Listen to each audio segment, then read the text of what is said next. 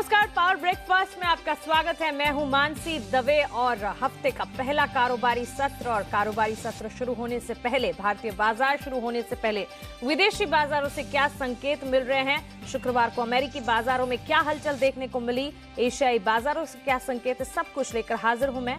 सबसे पहले SGX Nifty आपकी स्क्रीन पर आप देख पाएंगे, यहाँ पर लाल निशान के साथ कारोबार शुरू होता हुआ दिखा है। 11,400 के करीबी 61 अंकों की बिकवाली का दबाव है, लेकिन सबसे ज्यादा बिकवाली अगर कहीं थी तो शुक्रवार को अमेरिकी बाजारों में भारी गिरावट का रुझान। आपके टीवी स्क्रीन पर अमेरिकी बाजार भी एक बार लेकर आएंगे। हांगकांग में देखिए 611 अंकों की बिकवाली का दबाव यहां पर फिलहाल देखने को मिल रहा है। शुक्रवार के दिन करीब 450 अंक की गिरावट अमेरिकी बाजार में डाउ जोन्स पर देखने को मिली 25,502 के स्तर पर।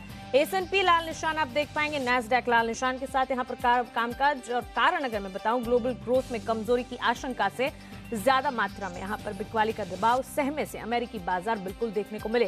क्या कारण था ये बाजार सहमने का, या क्या कारण था जिसके पीछे बिकवाली का दबाव देखने को मिला, सब कुछ आगे आपको बताएंगे। लेकिन आपको बता दें, पूरा हफ्ता भारतीय बाजार के लिए भी बेहद जरूरी है, बेहद अहम है, क्योंकि एक तो इकोनॉमिक इंडिकेटिव एक्शन बहुत सारे देखने को मिलेंगे, घरेलू बाजार से भी काफी सारे ट्रिगर्स देखने को मिलेंगे। एक्सपायरी का भी हफ्ता है, यहाँ पर मार्च सीरीज की एक्सपायरी 28 मार्च को होती हुई दिखेगी। तो काफी कुछ है, काफी सारा एक्शन है, जिसके चलते भारतीय बाजार के लिए भी पूरा हफ्ता बेहद अहम है। और साथ ही आपको बता दें, ब्रेंट में $67 के करीब कामकाज होता हुआ दिख रहा है। और शुक्रवार के दिन अगर रुपए की क्लोजिंग की बात करें, 13 पैसे की कमजोरी देखने को मिली थी, तो इसके चलते आज के दिन रुपए में क्या लेवल्स देखने को मिलते हैं ये देखना बेहद जरूरी होगा। लेकिन सबसे पहले ट्रिगर्स आपके सामने रख देते हैं, जो आज के लिए काफी अहम है। आज के अहम ट्रिगर्स में सबसे पहले तो शुक्रवार को डाउ में 450 अंकों की गिरावट थी। इसके चलते भारतीय बाजार में क्या इंपैक्ट देखने को मिलता है देखना बेहद अहम है आज के सत्र में। साथ ही एशियाई बाजारों की अगर बात करें, शुरुआत कमजोरी के साथ ही आप देख पाएंगे एसटीएक्स पर 11,400 के स्तर के आसपास यहाँ कामकाज होता हुआ दिख रहा है। साथ ही जेट एयरवेज को लेकर आज ध्यान में रखना होगा, क्योंकि जेट एयरवेज में एक न्यूज बेस्ड इंपैक्ट देखने को मिल सकती है। लगातार दूसरे साल विनिवेश का लक्ष्य हासिल होता हुआ दिखा है।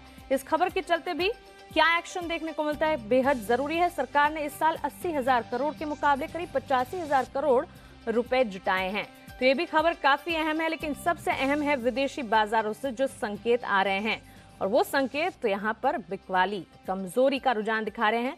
क्यों आई है ये कमजोरी, सब कुछ विस्तार से बताने के लिए हमारे साथ संदीप जुड़ चुके हैं। संदीप, बताएं विदेशी बाजारों में क्या हुआ। बहुत कमज़ोर संकेत हैं मानसी। अगर आप देखें, ऐसे निफ्टी आधा % नीचे आपको नजर आएगा, लेकिन आप यूएस के मार्केट देखिए, शुक्रवार का जो सेशन था बहुत खराब था, भारी गिरावट थी, 2.5% तक यूएस के मार्केट्स गिर के बंद हुए हैं। डाउ जोन्स तो 450 अंकों से ज़्यादा गिरता हुआ दिखा। एक तो ग्लोबल ग्रोथ की चिंताएं हैं और वो कहीं ना कहीं प्रेशर डाल रही मार्केट्स के ऊपर, और उसके साथ साथ जो आंकड़े आ रहे हैं वो ये दर्शा रहे हैं कि ना केवल यूएस में बल्कि यूरोप में और बाकी जो इकोनॉमीज है वहाँ पे प्रेशर साफ तौर पे देखने को मिल रहा है। तो एक साथ अगर आप देखें, दो खराब खबरें हैं जिसका इंपैक्ट आप देखिए मार्केट्स में इतना बड़ा देखने को मिल रहा है। देखिए आप नैस्डैक 2.5% की कमजोरी शुक्रवार के सेशन में देखने को मिली। फेड का जो फैसला आया था, एक रिस्पाइट थी, उन्होंने दरों में बढ़ोतरी नहीं की, लेकिन साथ साथ आप ये भी याद रखिए कि उन्होंने जो 2019 के लिए ग्रोथ का अनुमान था उसे भी कम कर दिया। तो कहीं ना कहीं ऐसा जरूर था, फेड के मन में कुछ शंका जरूर थी, कोई चिंताएं जरूर थी, जिस वजह से जो पहले उन्होंने कहा था कि 2 बार दरें बढ़ाएंगे, लेकिन अब उन्होंने कह दिया कि इस साल पूरे साल में ही कोई दरों में बढ़ोतरी नहीं देखने को मिलेगी। तो अब कहीं ना कहीं बाजार को उस चीज का अंदाजा लगता हुआ दिख रहा है। जो बॉन्ड यील्ड्स हैं, 10 साल की जो ट्रेजरी यील्ड है यूएस के मार्केट्स में, वो अगर आप देखें तो वो 3 महीने की जो यील्ड है उसके भी पार निकलती हुई दिखी है। तो इसका मतलब ये हुआ कि एक आर्थिक मंदी जैसी जो सिचुएशन है वो मार्केट्स में बनती हुई दिख रही है, क्योंकि जब ऐसा होता है, ये 1 दशक के बाद पहली बार ऐसा हुआ है कि जब जो 3 महीने की यील्ड है वो 10 साल की जो यील्ड है उसके पार निकलती हुई दिखी है। तो ये नेगेटिव होना इन्वर्टेड यील्ड कर्व का मतलब यही है कि एक जो मंदी, आर्थिक मंदी जैसी जो सिचुएशन है वो मार्केट्स में बनती हुई दिख रही है, और उसी को कहीं ना कहीं आप देखिए अब मार्केट्स पचाने की कोशिश करते हुए दिख रहे हैं। यूएस के मार्केट्स तो गिरे ही गिरे, उसके साथ साथ यूरोपियन मार्केट भी आप देखिए, शुक्रवार का सेशन बहुत खराब था, 2.5% तक की कमजोरी देखने को मिली। चाहे आप जर्मनी के आंकड़े देख लीजिए, चाहे फ्रांस के आंकड़े देख लीजिए, वो बेहद कमजोर थे। और उसके साथ साथ फेड ने जो 2019 का जो ग्रोथ अनुमान है उसमें कमी करी है। ये अपने आप में दर्शाता है कि दुनिया भर की जो 2-3 बड़ी जो इकोनॉमीज हैं उनमें मंदी के जो आशंका है आने वाले समय में साफ तौर पे देखने को मिल रहे हैं। उसी का इंपैक्ट आप देखिए मार्केट्स में प्ले आउट होता हुआ दिख रहा है, और उसका जो इंपैक्ट है मानसी, आप मान के चलिए कि आज इंडियन मार्केट्स में भी जरूर आता हुआ दिखेगा। चलिए, तो बिल्कुल यहाँ पर आर्थिक मंदी के संकेत देखने को मिल रहे हैं। दुनिया की 2-3 जो बड़ी इकोनॉमीज है वहां पर से एक डाउन ट्रेंड, एक इम्पैक्ट आता हुआ दिख रहा है। बाजार काफी हद तक इसे बचाने की भी कोशिश कर रहा है, लेकिन बहरहाल यहाँ पर फिलहाल आप लाल निशान के साथ ही विदेशी बाजारों में कामकाज देख पाएंगे। एसजीएक्स निफ्टी कुछ हद तक अपने आप को संभालने की कोशिश में। संदीप, तमाम जानकारी के लिए और हमारे साथ जुड़ने के लिए आपका शुक्रिया। चलिए आगे बढ़ते हैं और सबसे पहले देख लेते हैं कि शुक्रवार के कारोबारी सत्र में संस्थागत निवेशकों ने क्या किया। तो देखिए यहाँ पर खरीदारी एफआईएस की तरफ से कैश मार्केट में 1375 करोड़ की देखने को मिलेगी। डीआईएस ने कैश मार्केट में बिकवाली की है, 675 करोड़ की बिकवाली कर रहे हैं। ये एफएनओ सेगमेंट की अगर बात करें 590 करोड़ के करीब की यहाँ पर बिकवाली हुई है। तो कह सकते हैं एफआईएस ने कैश मार्केट में यहाँ पर खरीदारी की और डीआईएस ने बिकवाली का मन बनाया है। और साथ ही अगर इंडेक्स फ्यूचर्स की मैं बात करूं 550 करोड़ की यहाँ पर खरीदारी की गई है। इंडेक्स ऑप्शन में 800 करोड़ की खरीदारी है और साथ ही स्टॉक फ्यूचर्स में 1885 करोड़ की बिकवाली देखने को मिल रही है। और अब रुक करते हैं हमारे स्पेशल सेगमेंट का, जहां हम बात करते हैं जी बिजनेस के मैनेजिंग एडिटर अनिल सिंघवी जी से।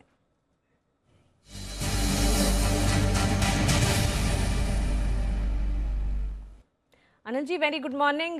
ग्लोबल संकेत जिस तरह से देखने को मिल रहा है, अमेरिकी बाजार यहाँ पर बेहद कमजोर क्लोजिंग देखने को मिली थी शुक्रवार के दिन, और साथ ही एशियाई बाजार भी कुछ हद तक कमजोरी के साथ ही खुल रहे हैं। ऐसे में क्या लगता है भारतीय बाजारों के लिए इंडेक्स कैसा रह सकता है?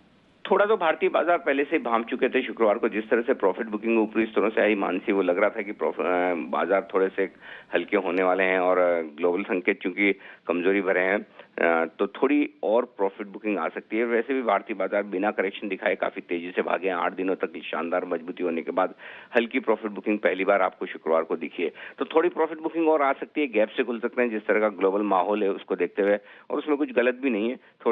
थोड़ा बाजार लाइट रहेंगे तो ये बेहतर है। और वैसे भी एक्सपायरी का हफ्ता है तो थोड़ा आप उतार चढ़ाव वैसे भी देखेंगे।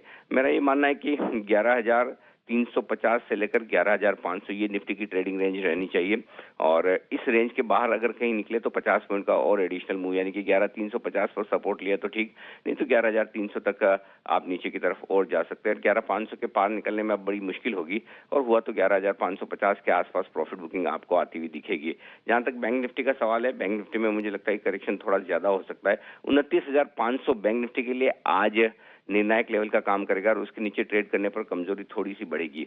अगला अहम लेवल 29,350 29,400 है। आज की डे ट्रेडिंग रेंज के लिए आज से नीचे सपोर्ट है।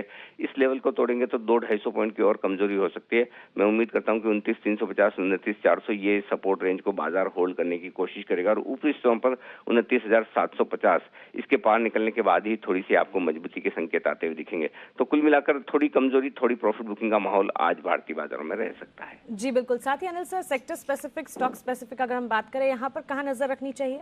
देखिए, जो सेक्टर्स ज्यादा तेजी से बढ़े हैं वहीं पर प्रॉफिट बुकिंग भी आती हुई दिखेगी, और स्पेशली उस लिहाज से आप बैंक्स और एनबीएफसी, ये दो ऐसे सेक्टर हैं जहां पर आप कमजोरी आते हुए दिखेंगे। तो यही गिरने में आगे रहेंगे सबसे ज्यादा।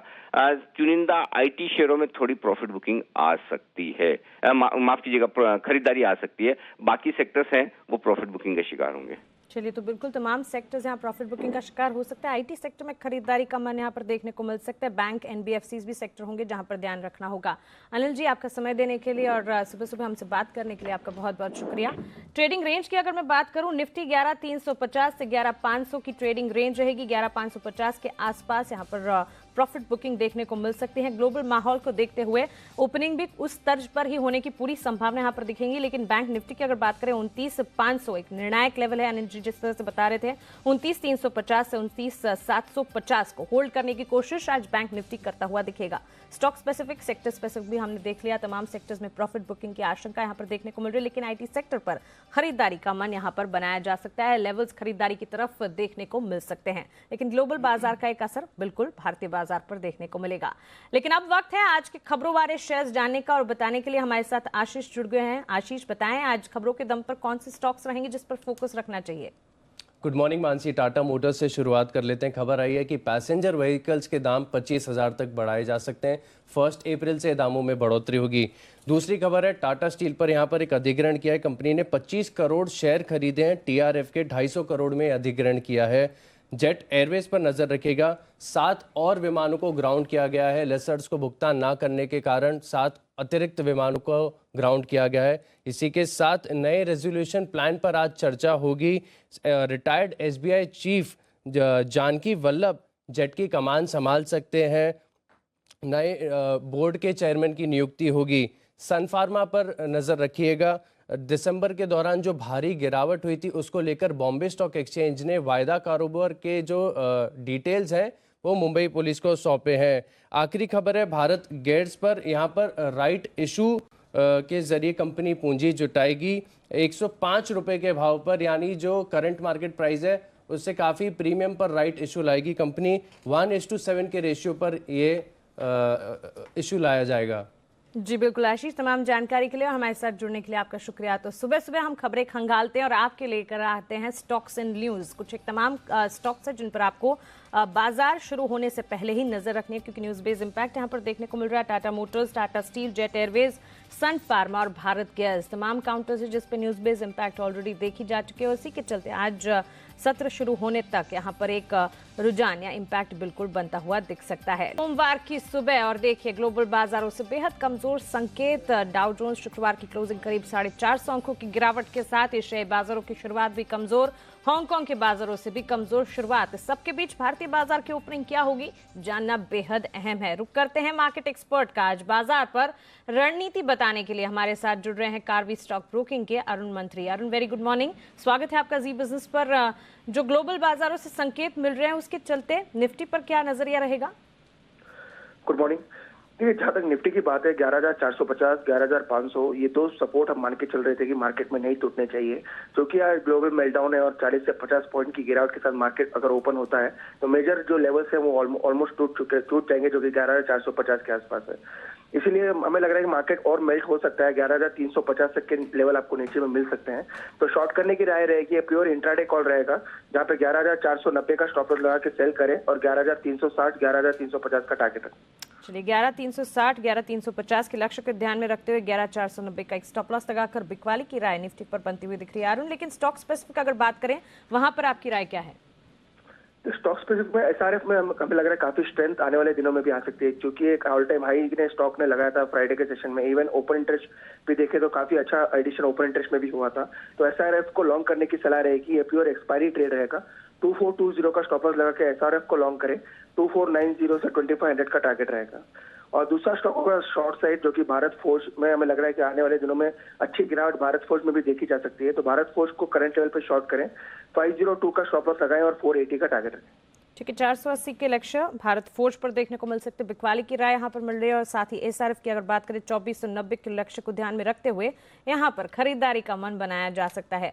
आगे बढ़ते हैं और बात करते हैं आज की ट्रेडिंग कॉल्स की। सुबह सुबह ट्रेडिंग कॉल्स हम आपके लिए लेकर आएंगे हैं जहां पर आप निवेश का नजरिया बिल्कुल बनाकर चल सकते हैं। आईडीबीआई कैपिटल की तरफ से राय आई है, एसीसी पर आप खरीदारी करके चल सकते हैं। यहाँ पर खरीदारी का मन बनाया जा सकता है। 1623 के टारगेट्स आपको देखने को मिलेंगे। यहाँ पर आपको 1563 का एक स्टॉप लॉस लगाना होगा। साथ ही आईसीआईसीआई प्रूडेंशियल पर बिकवाली की राय दे रहे हैं। ये 320 के लक्ष्य को ध्यान में रखते हुए यहाँ पर 333 का एक स्टॉप लॉस लगाकर सेल कॉल इनिशिएट किया जा सकता है। एंजल ब्रोकिंग का मानना है कि जुबिलिएंट फूड पर और एमजीएल पर, दोनों ही पर खरीदारी का मन बनाकर आप चल सकते हैं। सबसे पहले जुबिलिएंट फूड वर्क्स पर आप खरीदारी करके चल सकते हैं। 1505 के लक्ष्य देखने को मिलेंगे। 1402 का यहाँ पर एक स्टॉप लॉस लगाना होगा। और साथ ही एमजीएल महानगर गैस लिमिटेड, यहाँ पर भी खरीदारी का मन बनाकर आप चल सकते हैं। 1010 के टारगेट्स आपको देखने को मिल सकते हैं। यहाँ पर 936 936 का एक स्टॉप लॉस लगाना बिल्कुल ना भूलें। तो ये तो हो गई ट्रेडिंग कॉल्स की बात, लेकिन कमोडिटी बाजार पर भी एक अपडेट लेना बिल्कुल जरूरी है, क्योंकि यहाँ पर भी ग्लोबल संकेतों का एक इम्पैक्ट देखने को मिल सकता है। हर कमोडिटी बाजार की बातचीत करने के लिए, नजरिया बताने के लिए मोतीलाल ओसवाल कमोडिटीज के अमित सजेजा आप मेरे साथ जुड़ गए हैं। अमित, वेरी गुड मॉर्निंग, स्वागत है आपका जी बिजनेस पर। सबसे पहले तो बुलियन मार्केट को देखकर गोल्ड में क्या आउटलुक बन रहा है आपका, वो जानना चाहेंगे। जी गुड मॉर्निंग। देखिए, जो फेड की बैठक हुई थी उसके बाद में गोल्ड ने एक अपर ट्रैजेक्टरी हमें देखने मिली है। तो उसके चलते मुझे लगता है कि आज के दिन में भी गोल्ड जो है एनसेक्स गोल्ड अगर स्पेसिफिकली बात करें तो 32,000 के ऊपर जब तक है तब तक इमीडिएट बायस ऊपर की तरफ रहेगा। तो इसलिए मैं 32,050 के आसपास बाइंग की सलाह दूंगा और अपसाइड में लगभग 32,250 270 तक के लक्ष्य देखने मिल सकते हैं।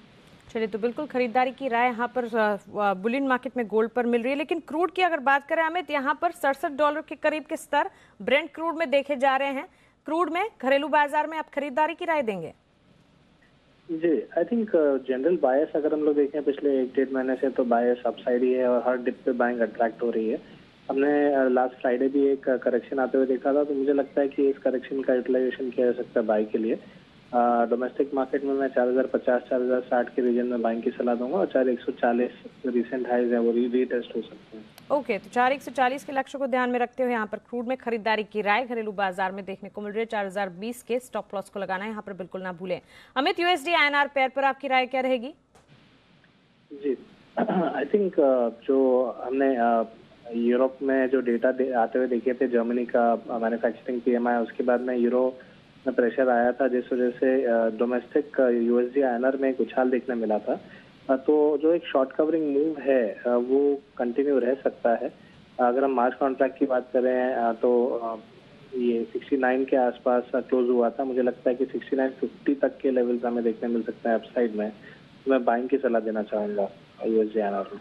चलिए, तो बिल्कुल बुलियन मार्केट पर खरीदारी, क्रूड में भी खरीदारी और USD INR पेयर पर भी अमित सजीजा की तरफ से खरीदारी की राय यहाँ पर मिलती हुई दिख रही है। अमित, सुबह सुबह हमारे साथ जुड़ने के लिए, आपका समय देने के लिए, हमारे साथ बातचीत करने के लिए आपका बहुत बहुत शुक्रिया। आगे बढ़ते हैं और ब्रोकरेज हाउसेस की तरफ एक बार रुख कर लेते हैं। ब्रोकरेज हाउसेस कहाँ पर अपना मन बना रहे हैं, कहाँ पर उनका भरोसा बन रहा है, ये बताने के लिए हमारे साथ जुड़ गए हैं देवांशी आश्र। देवांशी, बताएं ब्रोकरेज हाउसेस की रिपोर्ट्स क्या कह रही हैं? बिल्कुल, आज सबसे पहले तो भारत से शुरुआत करते हैं। नीलकंठ मिश्रा जो क्रेडिट स्विस के हैं, वो ये मान के चलते हैं कि भारत में ग्रोथ तब तक ग्रोथ में थोड़ा सा स्लो डाउन देखने को मिल सकता है जब तक यहाँ पे नकदी बहुत ज़्यादा भारत में नहीं दिखती है। बहुत ज़्यादा अगर RBI की तरफ से दरें कम होती हैं या फिर OMOs बहुत ज़्यादा होते हैं, तभी यहाँ पे ग्रोथ का अनुमान बनता हुआ दिख रहा है। वो कंजम्पशन थीम पर अब वो थोड़े से अंडरवेट होते हुए दिख रहे हैं। हीरो मोटोकॉर्प, मारुति, HUL और अल्ट्राटेक सीमेंट पर वो अंडरवेट है, और वहीं वो मानते हैं कि जो L&T, ICICI बैंक, SBI और साथ ही BHEL कैपिटल गुड्स और साथ ही जो बैंकिंग कॉर्पोरेट बैंक्स है उन पे वो काफ़ी ओवरवेट हैं। साथ ही आज क्रेडिट स्विस की इंटरग्लोब एविएशन पर आज पॉजिटिव रिपोर्ट आती हुई दिख रही है, जहाँ पे उन्होंने अपग्रेड किया इंटरग्लोब एविएशन को, लक्ष्य भी बढ़ाया है 1075 से बढ़ाकर 1650 तक के लक्ष्य वो बता रहे हैं। जिस तरह से यहाँ पे दिक्कतें चल रही है एविएशन के सेक्टर में, वहीं पे इंटरग्लोब एविएशन को काफ़ी फायदा होता हुआ दिख सकता है। कैपेसिटी इंटरग्लोब एविएशन की काफ़ी बढ़ती हुई दिख रही है। साथ ही CLSA का आइनॉक्स लीजर पे आज पॉजिटिव रिपोर्ट आता हुआ दिख रहा है, जहाँ पे उन्होंने यहाँ पे भी लक्ष्य बढ़ा दिए हैं। 335 से बढ़ाकर 365 तक के लक्ष्य अब वो बता रहे हैं, और मान रहे हैं कि FY19 में सबसे ज़्यादा जो स्क्रीन एडिशंस होते हुए दिख रहे हैं ऑर्गेनिकली, वो यहाँ पे आइनॉक्स लीजर की तरफ से होते हुए दिख रहे हैं, और आज आगे जाके उनको ग्रोथ यहाँ पे अच्छी दिख रही है। साथ ही आज मॉर्गन स्टैनली की HDFC लाइफ पर रिपोर्ट आई है, जहां पे उन्होंने इक्वल वेट रेटिंग को बरकरार रखा है, लेकिन उन्होंने लक्ष्य घटा दिया है। 380 तक के अब वो नए लक्ष्य बता रहे हैं, 425 से घटाकर। मान रहे हैं कि जो वैल्यू ऑफ न्यू बिजनेस है वो काफ़ी कम आता हुआ दिख रहा था, इसी के चलते उन्होंने अपने लक्ष्य घटा दिए, और जो सेविंग प्रीमियम है वो अनुमान से कम यहाँ पे ग्रोथ हुआ दिखा है, जिसके चलते उन्होंने अपने लक्ष्य भी घटा दिए हैं। और साथ में आज इन्फो एज पर Bank of America Merrill Lynch की पॉजिटिव रिपोर्ट आई है, जहाँ पे उन्होंने अपने लक्ष्य को बढ़ा दिया है। 1730 से बढ़ाकर 2000 तक के लक्ष्य वो बता रहे हैं। एक मैनेजमेंट का जो भरोसा है रियल एस्टेट कारोबार कर, वो ज़्यादा पॉजिटिव आता हुआ दिख रहा है। और इसके अलावा जो जीवन साथी जो उनका सेगमेंट है, यहाँ पे वो ज़्यादा निवेश कर रहे हैं, और यहाँ पे जो वॉल्यूम्स है वो लगातार ग्रो होते हुए दिख रहे हैं, इसी के चलते उन्होंने लक्ष्य बढ़ा दिया है। जी बिल्कुल देवांशी, तमाम जानकारी के लिए और हमारे साथ जुड़ने के लिए आपका शुक्रिया। चलिए, इसी के साथ पावर ब्रेकफास्ट में फिलहाल इतना ही, मुझे दीजिए इजाजत।